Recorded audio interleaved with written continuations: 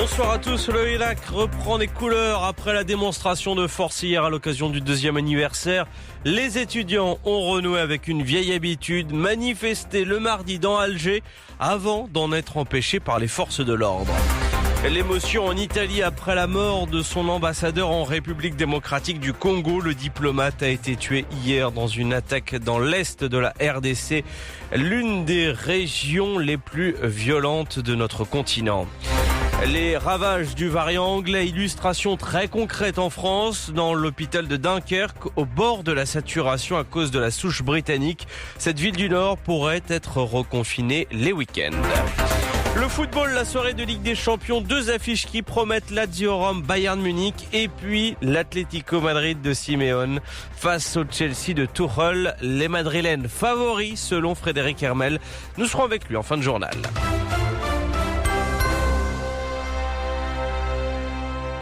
Le Hirak fait-il son grand retour en Algérie pour apporter quelques réponses? Magali Homo, bonsoir. Bonsoir Antoine, bonsoir à tous. Après les grandes manifestations d'hier partout dans le pays pour marquer les 2 ans du mouvement, aujourd'hui les étudiants sont descendus dans les rues d'Alger pour tenter de renouer avec les marches du mardi avant que les forces de l'ordre n'entrent dans la danse. Il régnait dans les rues d'Alger un air du monde d'avant, celui où tous les mardis les étudiants marchaient contre le pouvoir. Comme dans le monde d'avant, ils avaient prévu d'arpenter l'itinéraire habituel de la place des Martyrs jusqu'à l'esplanade de la Grande Poste au centre-ville. Mais dans le nouveau monde, la marche a été empêchée. Les forces de l'ordre ont encerclé et chargé à plusieurs reprises les manifestants. Des manifestants qui ont joué toute la journée au jeu du chat et de la souris avec les policiers. Ils ont quelquefois réussi à déjouer leur vigilance, se rassemblant de nouveau pour marcher sur quelques centaines de mètres, scander quelques slogans avant de se faire à nouveau disperser. Des interpellations ont d'ailleurs été signalées. On ne sait pas combien encore exactement.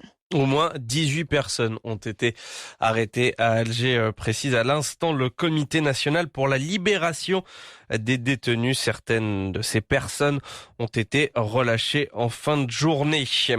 Le Maroc, les chiffres de l'épidémie, 446 nouveaux cas recensés aujourd'hui, 15 décès à déplorer. Côté vaccination, la campagne marque le pas. Depuis hier, les centres ont réduit leurs horaires d'ouverture.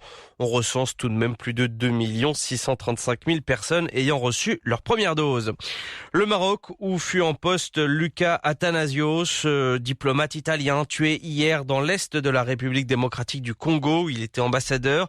Sa dépouille fait actuellement route vers Rome, aux côtés de celle de son garde du corps, également tué dans cette embuscade. L'Italie, où sa disparition est vécue comme un véritable choc. À Rome, Blandine Hugonnet.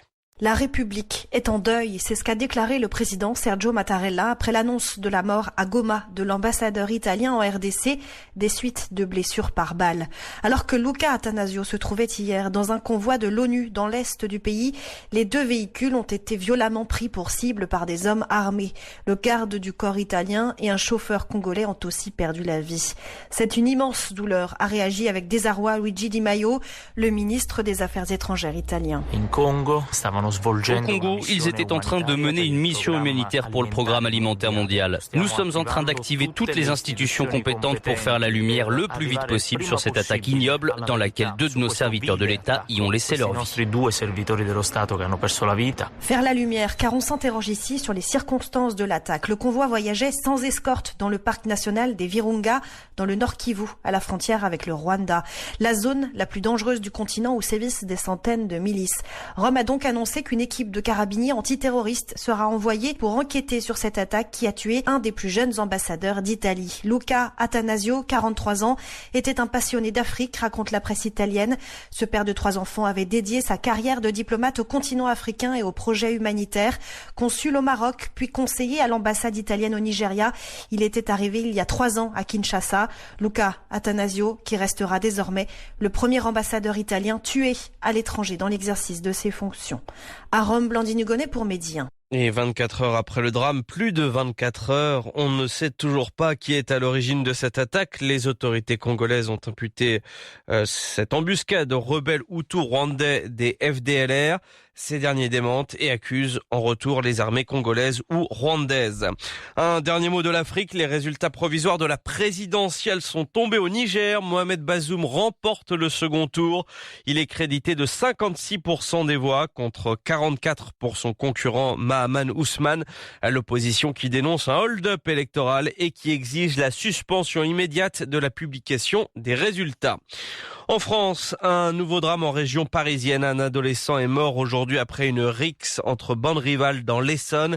Un département où il y a moins de 24 heures, une collégienne de 14 ans est décédée après avoir été frappée d'un coup de couteau. La France, où l'on apprend que l'icône du cinéma Gérard Depardieu a été inculpé pour viol en décembre dernier. Il est visé par une enquête concernant des agressions sexuelles commises en 2018 sur une jeune comédienne. L'acteur conteste.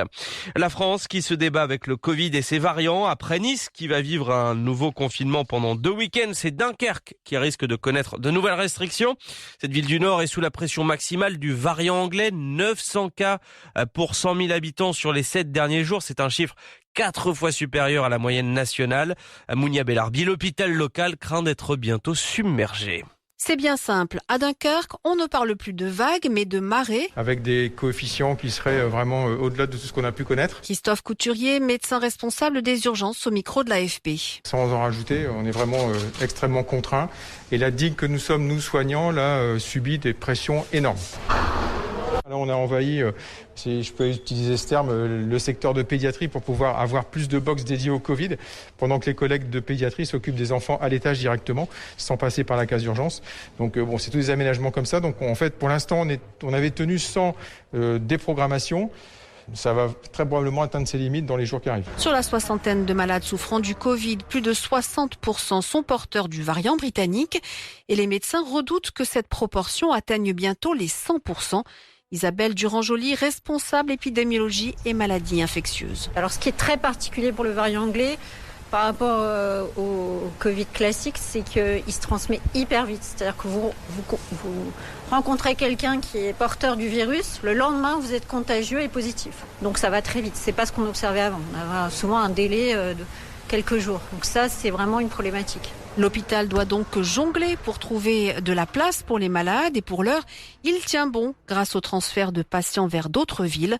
Dunkerque va également bénéficier de davantage de doses du vaccin pour accélérer la campagne en cours. Mounia Bellarbi en Syrie. Évidemment, la campagne n'a pas commencé. Le gouvernement de Damas a autorisé hier l'utilisation du Sputnik V sur son sol, le vaccin de son allié russe. De son côté, l'OMS promet d'acheminer des vaccins dans la région rebelle d'Idlib, dominée en partie par des groupes extrémistes. La Syrie, un pays encore en guerre, où l'on imagine que les opérations seront éminemment complexes.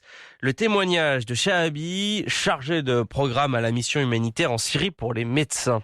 Des hôpitaux détruits, moitié de la population déplacée. On peut donc imaginer l'impact de Covid-19 qui ajoute encore sur cette crise. Beaucoup plus de cas de malades, beaucoup moins de professionnels de santé. On parle d'environ 10% au moins des cas sont parmi les travailleurs et travailleuses dans le domaine de santé. Il y a des rapports médias qui disent qu'il y a des vaccins à travers la Russie et d'autres rapports médias qui disent que c'est l'Israël qui va fonder ça. Mais il n'y a aucune information confirmée. La seule information qui est vraie, c'est de la part de l'Organisation mondiale de santé qui espère de commencer cet avril, ce printemps, en campagne pour vacciner 5 millions de la population. Quand on parle d'une crise humanitaire, un virus qui touche tout le monde, sans distinction politique, le traitement doit être aussi un droit pour tout le monde, sans distinction politique. La seule distinction ici, si vous travaillez dans le domaine de santé ou non, si vous êtes exposé au virus ou non, c'est la seule distinction qu'on peut faire.